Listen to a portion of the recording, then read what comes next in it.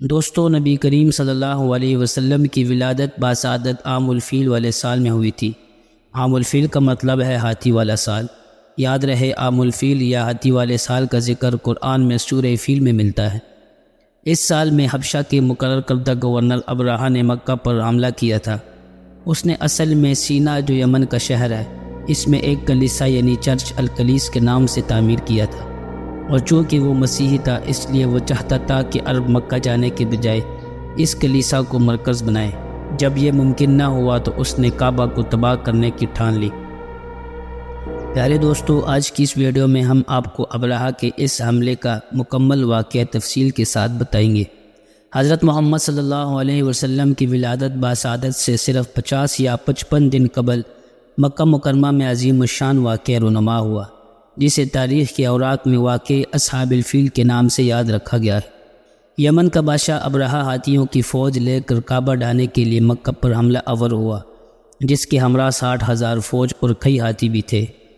اس کا سبب یہ تھا کہ 6 صدی عیسوی کی ابتدا میں نجران میں یمن کے مشرق حکمرانوں نے عیسائیوں پر جو ظلم و ستم کیے اس کا بدلہ لینے کے لیے حبش کی عیسائی سلطنت نے یمن پر حملہ کر کے وہاں کی حکومت کا خاتمہ کر کے پورے علاقے پر اپنی حکومت قائم کر لی۔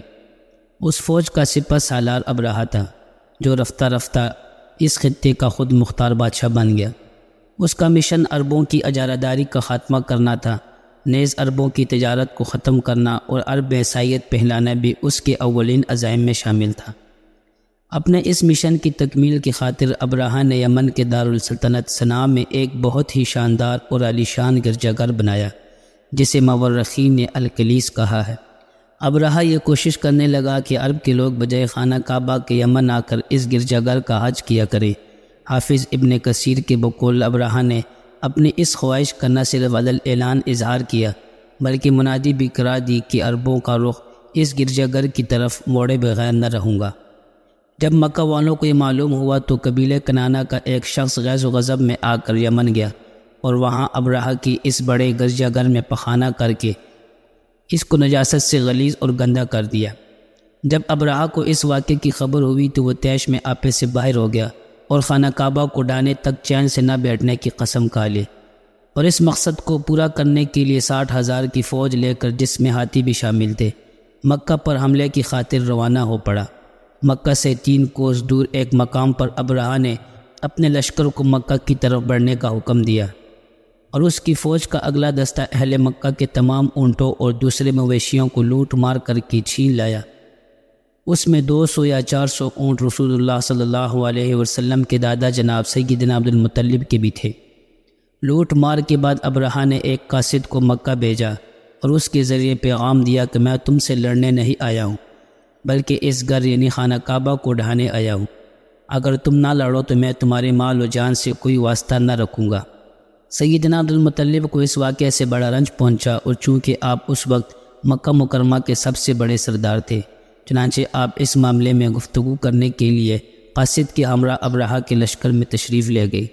جب ابرہہ نے حضرت عبد المطلب کو دیکھا کہ ایک بلند قامت، روبدار اور نہایت ہی حسین و جمیل آدمی ہے، وہ بے اختیار تخت شاہی سے اتر کر آپ کی تعظیم و تکریم کے لیے کھڑا ہو گیا اور اپنے برابر بٹھا کر دریافت کیا کہ کہیے سردار قریش، یہاں آپ کی تشریف آوری کا کیا مقصد ہے؟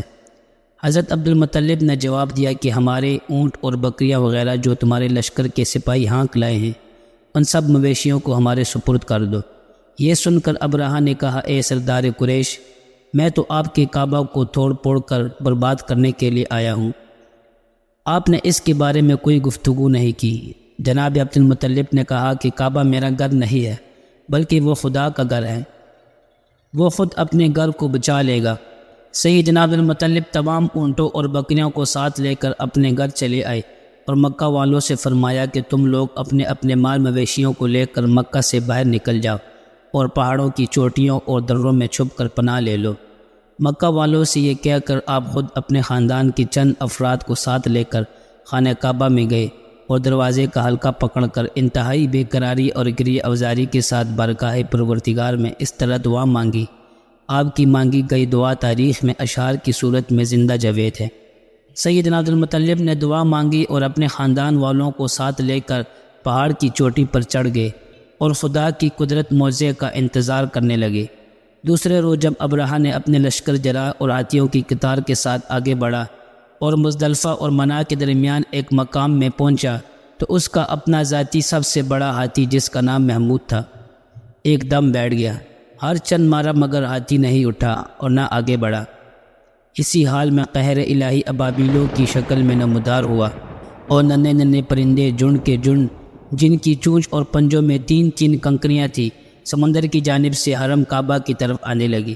ابابیلوں کے ان لشکروں نے ابرہہ کی فوجوں پر اس زور و شور سے سنگ باری شروع کر دی کہ دیکھتے ہی دیکھتے ابرہہ کے لشکر اور اس کے ہاتھی کے پرخچے اڑ گئے۔